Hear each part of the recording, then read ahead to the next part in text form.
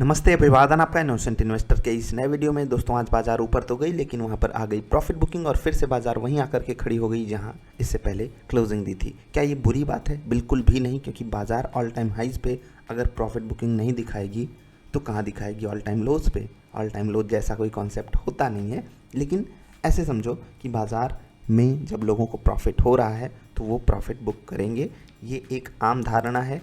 चलिए, कल मैंने आपको एक स्टॉक दिया था SBI कार्ड, वो गया गिर, ठीक है। और यहाँ पर 2-3 लोगों ने बोला सर आपने स्टॉक बताया नहीं चला, हमने ले लिया है। अरे क्यों ले लिया है? कौन से कॉन्सेप्ट पे लिया है ये बताओ।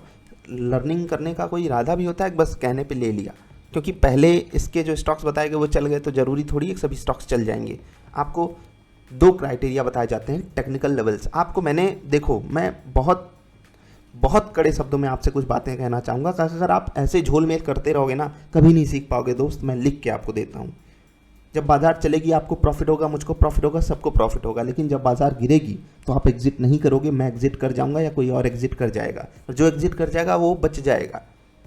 बहुत सेल्फ डिसिप्लिन चाहिए होता है, बहुत एसेटिक बनना पड़ता है, पूरी दुनिया से अपना तालमेल हटाना पड़ता है अगर आप सही के ट्रेडर बनना चाहते हो। तो आप ऐसे ही हवा में गुलछर्रे उड़ा के नहीं बन सकते ट्रेडर। मैं लगातार स्टॉक्स बताते हुए आ रहा हूँ तो सब चल रहे हैं तो आपको लगा ये भी चल जाएगा। देखो, हर जगह कुछ बातें बताई जाती हैं। मैंने किसी स्टॉक में नहीं कहा था कि हाँ सेल साइड का ट्रेड मत जाना, लेकिन क्रॉम्पटन में कहा था कि हाँ गलती से सेल साइड का ट्रेड मत लेना, क्योंकि मुझे डेटा दिख रहा था कि ये वाली कैंडल बनेगी। अब आप कहोगे आपको कैसे दिख रहा था? तो भाई दिखता है, मैंने वीडियोज़ बनाई हैं, जाकर के वॉल्यूम एक्शन ट्रेडिंग वीडियो देखो, पिवट पॉइंट की वीडियो देखो, फिबोनाची की देखो, फिर आपको समझ में आएगा हाँ बाजार में कुछ और भी चीज़ें होती हैं जो देखनी होती हैं। क्रॉम्पटन में आपको बोला था या नहीं कि सेल साइड का ट्रेड यहाँ गलती मत करना लेने की, और कहीं नहीं बोला था। और हर जगह जो भी ट्रेड मिले लो, और एक दिन में इकलौती कैंडल भागी कितना आपको पता है? 15% भागी थी ये कैंडल। उसके बाद LNT लेवल आपको पता था, लेवल आपको बताया गया था। यहाँ तो 5 मिनट की कैंडल लगी है, 1 डे की कैंडल लगाते हैं। ये स्टॉक गिरा था, आप जाकर के ढूंढो कहाँ पर आपको बताया गया था और किस लेवल पे आपको खरीदना था। आप टेक्निकल लेवल्स देखो, आपको लेवल्स बताए जाते हैं।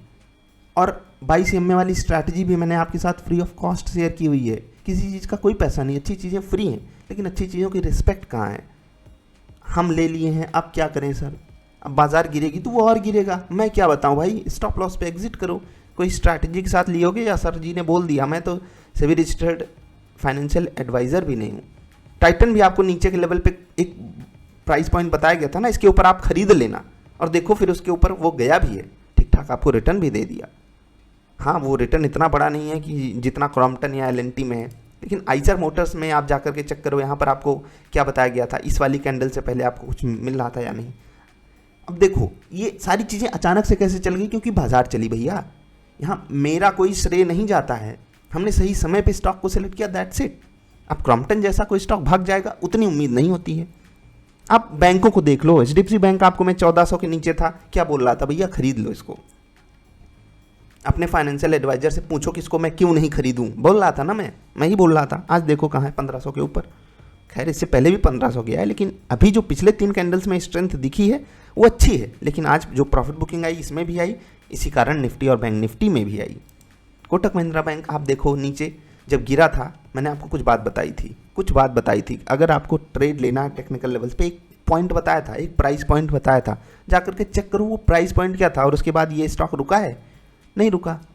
अब एक और स्टॉक बता रहा हूँ, कल 3 और बताए थे और आज एक और बता रहा हूँ। यहाँ रेंज छोटी हुई है। अब रेंज छोटी कैसी होती है उसके लिए कुछ एजुकेशनल वीडियोज़ देखनी होंगी, उसको देखने के लिए आपके पास समय नहीं है, तो फिर भी मैं आपको बता देना चाहता हूँ, अनटिल एंड अनलेस ये स्टॉक 822 को नहीं तोड़ देता, आपको यहाँ पर शॉर्ट साइड की ट्रेड लेने की ज़रूरत नहीं है। 822 के नीचे ही उसको लेने की कोशिश कीजिएगा।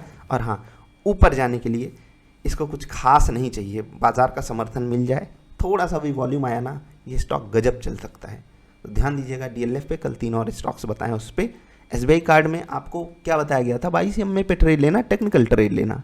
और यहाँ पर तो फंडामेंटल एनालिसिस आपको करने के लिए बोला गया था। रिजल्ट देखो, चीज़ों को समझो। अब नहीं ये 700 पे आया है हम खरीद लेंगे, क्यों खरीद लोगे? कोई लॉजिक है? लॉजिक बताओ। अब आप कहोगे क्रॉम्पटन में क्या लॉजिक थी? प्राइस पॉइंट ढूंढो, पैसा ढूंढो, किस लेवल पे बताया गया था ढूंढो। नहीं ढूंढने पे मिलता है, कोई बात नहीं, मत सीखो यार, जाओ।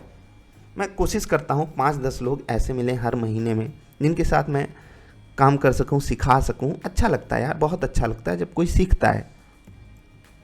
लेकिन उसमें से भी कुछ लोग ऐसे मिल जाएंगे, सर यहाँ तो प्रॉफिट हुआ, यहाँ नहीं हुआ। अरे रोज प्रॉफिट देगी क्या मार्केट?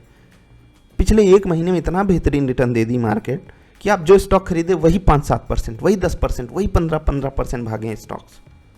अब बाजार का काम क्या है? 20 स्टॉक्स आपको अच्छे रिटर्न देंगे, 10 बेकार रिटर्न भी देने आएंगे ना, तभी तो आप नेट सही जगह पहुंचोगे। नहीं तो ऐसे उड़ जाओगे हवा में आप, और इतनी ज़्यादा एक्सपेक्टेशन लगा लोगे कि लगेगा कमाने के बाद अब आपका नंबर है। तो ये सब एक्सपेक्टेशन मत लगाया करो। बाजार बहुत सपने दिखाती है और उसको तोड़ना भी जानती है। अगर आप नहीं सीखोगे, सही ट्रैक पे नहीं रहोगे तो बाजार में सही ट्रैक पे रहने के लिए सही काम करते रहिए। और जिनको कोई भी दिक्कत आ रही है वो व्हाट्सएप पे कनेक्ट कर सकते हैं। प्रतीक भैया सबको बहुत अच्छे से समझाते हैं, बहुत अच्छे से। मुकेश जी भी इतनी मेहनत करते हैं यार आप लोगों के लिए, आपको क्या पता चलेगा। लेकिन फिर भी नहीं, हम तो बस अपने मर्जी के मालिक हैं, हमको प्रॉफिट चाहिए, हमने खरीद लिया। अब बताइए सर क्या करें? मैंने 5,000 स्टॉक्स खरीद लिए। अरे 5,000 खरीदे हो या 5 लाख खरीदे हो, मार्केट के सामने आप टुच्चे हो, एकदम छोटू लाला। मार्केट कहेगी हटाओ यार, इसको हटाओ, गर्दा उड़ा देगी आपके नाम से, धूल मिट्टी।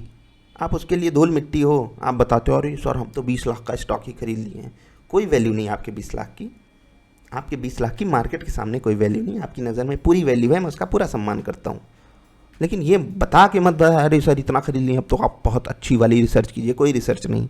जो रिसर्च 100 स्टॉक के लिए है वही रिसर्च 1 लाख स्टॉक के लिए भी है। वही स्ट्रैटेजी हर जगह लगती है।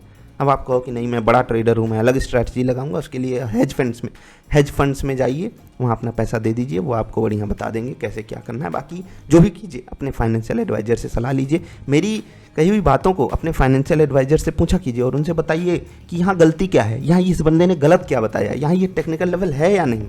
अगर है तो आप उनसे कन्फर्मेशन ले लीजिए, उसके बाद ट्रिगर दबाइए।